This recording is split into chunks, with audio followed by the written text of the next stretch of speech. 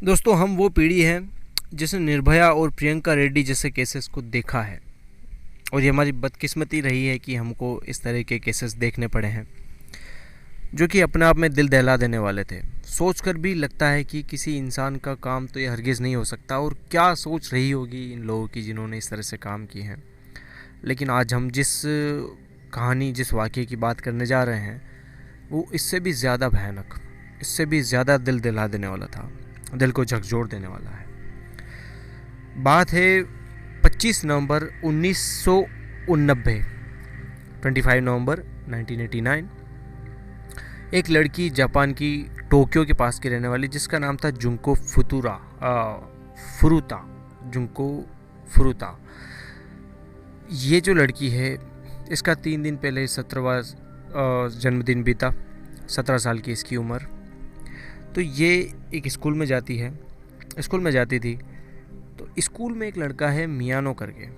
तो ऐसा होता ही है कि कोई खूबसूरत लड़की है तो दिल आता है, लोग प्रपोज़ करते हैं। अब वो लड़की को लगता है कि उसको प्रपोज़ल एक्सेप्ट करना चाहिए तो एक्सेप्ट करती है, अदरवाइज़ नहीं करती है। अमूमन ऐसा होता ही है। तो जुंको फुरुता जो है, दिखने में काफ़ी खूबसूरत थी, जैसा कि आप यहाँ वीडियो में इमेज देख पा रहे होंगे इसकी। तो जुंको फुरुता जो है, उसको मियानो प्रपोज़ करता है, लेकिन जुंको फुरुता किसी भी तरह की रिलेशनशिप में नहीं पड़ना चाहती थी। तो वो मना कर देती है साफ साफ कि उसको कोई इंटरेस्ट नहीं है। तो ठीक है, बात आई गई हो जाती है और ऐसे ही लाइफ चलती रहती है। अब जुंको फुरुता जो थी, वो स्कूल जाने के बाद एक इलेक्ट्रॉनिक की शॉप में काम भी करती थी। वहाँ पर वो कुछ इलेक्ट्रॉनिक जो एपरेटस होते हैं, उनको रिपेयरिंग करने का काम करती थी। तो अब एक दिन क्या होता है कि जुंको फुरुता जो है, वो अपनी साइकिल से जाती है स्कूल से जाती है वो इलेक्ट्रॉनिक्स की दुकान पे, रिपेयरिंग वगैरह करके अपने घर को लौट रही होती है। जब ये अपने घर को लौट रही होती है तो जो मियानो होता है, ये उसको देख लेता है। तो जिस वक्त जुंको फुरुता अपने घर को लौट रही थी, तो उस टाइम मियानो उसको देख लेता है। अब आपकी जानकारी के लिए मैं बता दूं कि जिस तरह से इंडिया में गैंगस्टर की जो गैंग वगैरह चलती है, गैंग और होते हैं, आपने कई ऐसे किस्से सुने होंगे। तो जापान में भी एक गैंग चलता था जिसका नाम था याकूज़ा। तो याकूज़ा जो गैंग है, उससे जुड़ा हुआ था ये लड़का मियानो। तो अब मियानो क्या है कि मियानो बोलता है जुंको फुरुता को कि काफ़ी देर हो चुकी है घर जाने में तुमको, तो मैं तुमको छोड़ देता हूँ। तो जुंको फुरुता उस टाइम मना करती है। तो मियानो यहाँ पर दूसरी स्कीम लगाता है कि इसके साथ 4 लड़के और थे, तो ये चारों को एज ए गुंडा बनाकर भेजता है। जैसा कि आपने मालामाल वीकली में देखा होगा कि वो बाजे होता है राजपाल यादव, वो लड़की के सामने हीरो बनने के लिए 4 लोगों को एज ए 4 उचक्के लोगों को भेजता है लड़की को छेड़े, फिर वो आके उसको बचाएगा ताकि लड़की को लगे कि यही तो हीरो है। तो मियानो यही करता है कि 4 लड़कों को भेजता है ताकि वो जुंको फुरुता को परेशान करे, और उसके बाद मियानो उसको आकर बचाए और वो एक तरह से हीरो पोर्ट्रे हो जाए। तो प्लान के हिसाब से चारों जने जाते हैं, जुंको फुरुता को छेड़ते हैं, और तभी वहाँ पर एंट्री होती है मियानो की एज ए हीरो। और मियानो चारों लड़कों से जुंको को बचाता है, जो कि प्री प्लान था। और जैसे ही बचाता है, उसके बाद जुंको को लगता है कि नहीं, ये जो लड़का है जेन्युइन है, कोई दिक्कत वाली बात नहीं है, और अगर ये मेरे को घर छोड़ देता है तो it would be even better. तो जुंको फुरुता उस पर ट्रस्ट कर लेती है, उसके साथ चलने को राज़ी हो जाती है। अब मियानो उसके साथ चलता है और एक घर पर ले जाकर उसको बोलता है कि तुम यहाँ पर रुको थोड़ी देर, मैं अंदर से कुछ सामान लेकर आता हूँ, और उसको घर में बिठा देता है। जब वो घर में बिठाता है, जुंको को उस पर कोई शक नहीं होता। लेकिन उसके बाद बाहर से गेट लगा दिया जाता है, और जुंको अब अगवा हो चुकी थी। इसको एक कमरे में ले जाया जाता है, और बारी बारी से ये जो 5 लड़के थे, 5 लड़के जुंको के साथ बलात्कार करते हैं, उसकी असमत के साथ खिलवाड़ करते हैं, उसका रेप करते हैं। पूरी रात बीत चुकी थी। अब अगले दिन तक जुंको की जो फैमिली है, वो परेशान हो चुकी थी कि ये लड़की गई कहाँ है। लाजिम सी बात है, परेशान होना बनता है। माँ बाप परेशान नहीं होंगे तो कौन होएगा। तो जुंको की फैमिली परेशान होकर पुलिस में रिपोर्ट दर्ज करती है। जब पुलिस में रिपोर्ट दर्ज करती है तो ये जो 5 लड़कों की गैंग है उनमें से एक लड़का होता है, तो उसको पता चल जाता है कि जुंको की फैमिली ने इनके खिलाफ उसकी गुमशुदगी की रिपोर्ट दर्ज कर दी है, और अगर पुलिस ढूंढने पे आ गई तो हो सकता है कि उनका पता लगा लिया जाए।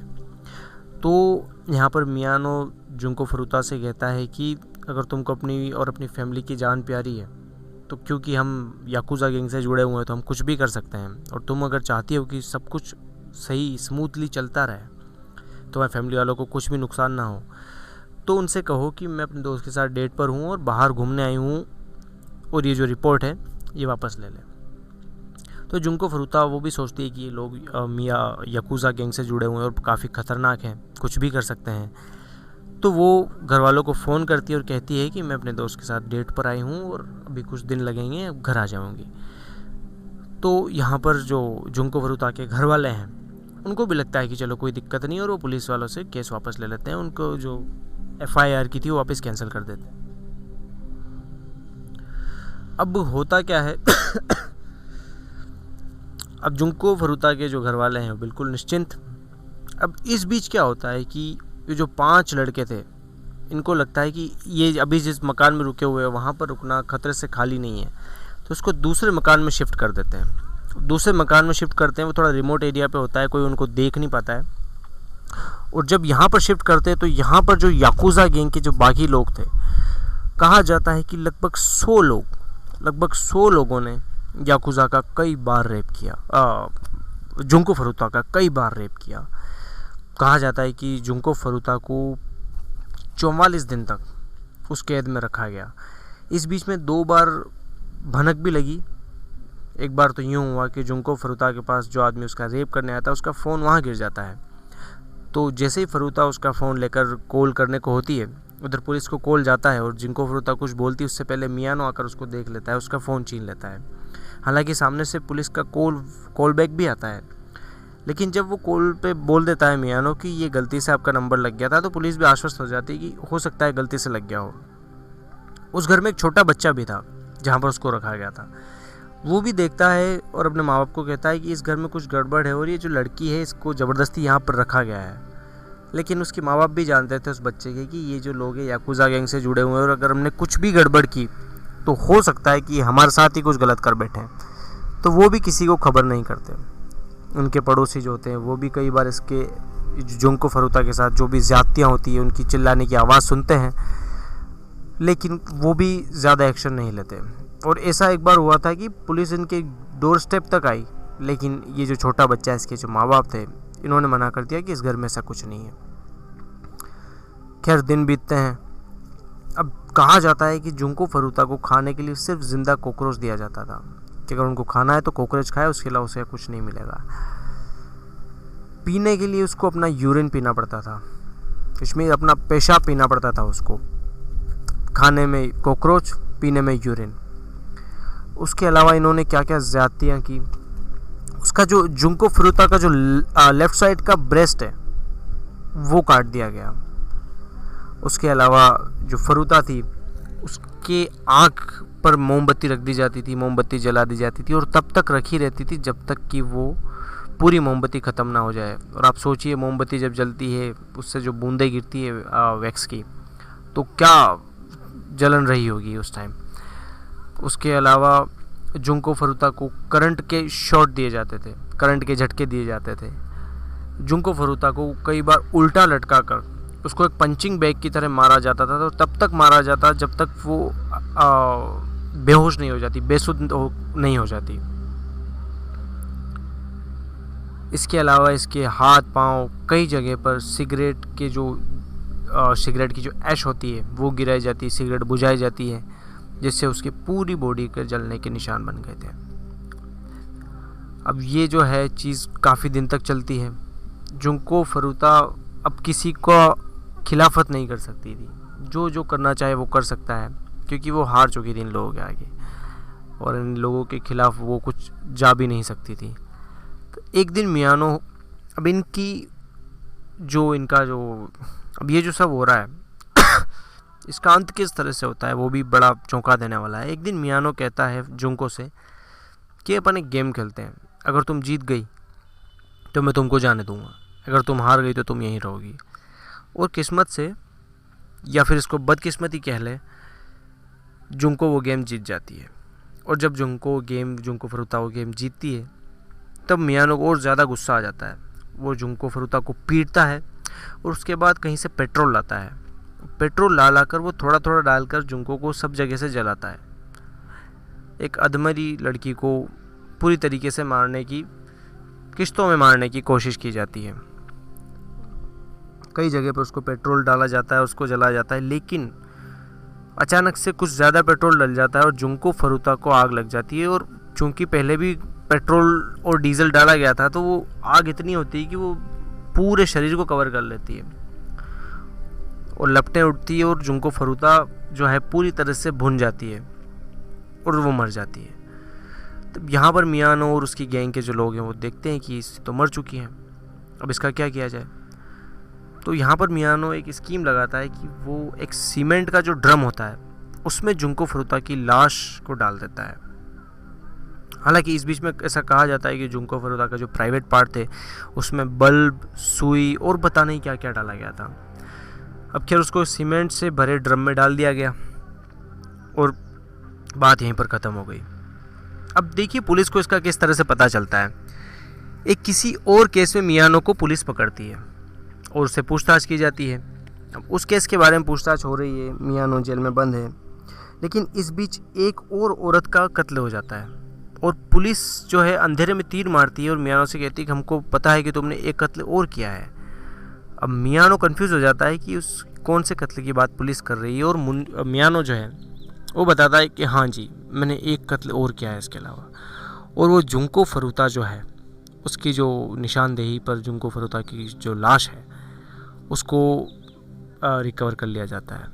और जब उसकी जुंको फरुता की लाश आती है तब पुलिस के कान खड़े हो जाते हैं कि इस तरह से किसी बेरहमी से किसी लड़की को मारा गया है, इतना टॉर्चर करके।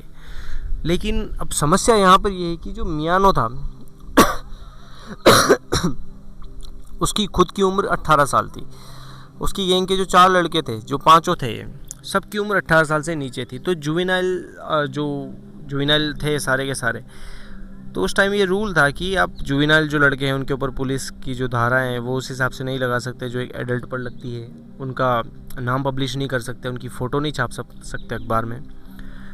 लेकिन एक अखबार का जो जर्नलिस्ट है, जब उसको ये पता चलता है कि इस तरह से इन लोगों ने एक लड़की को इस तरह से परेशान किया है और उस तरह से उसका कत्ल किया, इतनी बेरहमी से, इतनी बार सताने, इतनी बार रेप करने के बाद, तो ये कोई छोटे बच्चे नहीं हैं, ये एडल्ट से भी कहीं बढ़कर हैं और इनके साथ इस तरह से सलूक नहीं किया जाना चाहिए कि इनको बिना कुछ किए छोड़ दिया जाए। तो वो इनके फ़ोटो के साथ इनकी पूरी स्टोरी अखबार में छाप देता है, जिसमें जुंको फरुता की भी फ़ोटोज़ आती हैं। और जब टोक्यो के लोग ये जो खबर है ये पढ़ते हैं तो उनके हाथ पांव कांप जाते हैं, उनका खून खोल जाता है। सारे के सारे लोग सड़कों पर आते हैं और सख्त से सख्त कार्रवाई की मांग की जाती है मियानो के खिलाफ़। और मियानो के खिलाफ़ जब कार्रवाई की मांग की जाती है, मियानो उन 4 लड़कों को गिरफ़्तार किया जाता है, इनके ऊपर केस चलाया जाता है। तो जुवेनाइल थे चूँकि ये, तो जुवेनाइल होने के नाते मियानो जो है उसको 17 साल की कैद सुनाई जाती है और उसके गैंग के जो 4 लड़के थे उन सबको 7-7 साल की जेल सुनाई जाती है। अब ये लोग जो हैं इस वर्डिक्ट के ख़िलाफ़ हायर कोर्ट में अपील करते हैं, लेकिन वहाँ पर जो जज थी वो महिला जज थी और वो जुंको फरुता से काफ़ी सिंपैथी रखती थी। तो वो उल्टा इनकी सज़ा है 3-3 साल बढ़ा देती है, विच मीन्स कि 17 साल और 20 साल की जो सज़ा है वो मियानो की हो गई, और बाकी जो थे जिनके साथ साथ थी उनकी सज़ा है 10-10 साल हो गई। तो खैर अभी इस वक्त तक देखें तो ये लोग छूट चुके होंगे, लेकिन जो जुंको फरुता के साथ हुआ वो काफ़ी दिल दहला देने वाला था। उसका क्या, अभी अगर देखा जाए तो 20 साल की सज़ा जो है मियानो की कंप्लीट हो चुकी होगी। 10-10 साल की जो 4 लड़के थे उनकी तो ऑलमोस्ट कंप्लीट कब की हो ही चुकी होगी। तो बात दिल तोड़ देने वाली है, सुनने में ख़राब लगता है, लेकिन हमारी समाज में अभी भी ऐसे वहशी दरिंदे घूम रहे हैं जिनसे हमारी बहू बेटियाँ, बहन बेटियाँ सुरक्षित नहीं हैं। बुरी लगती है बात सुनने में, लेकिन हकीकत यही है। और हालांकि इस तरह की जो कहानी होती है इन पर भरोसा करना मुश्किल होता है, लेकिन क्या कीजिएगा, जो सच है वो ये है। तो दोस्तों ये थी आज की कहानी। मिलते हैं किसी नए दिन नए एपिसोड में नई कहानी के साथ। तब तक के लिए इजाज़त दें। गुड बाय, शुक्रिया।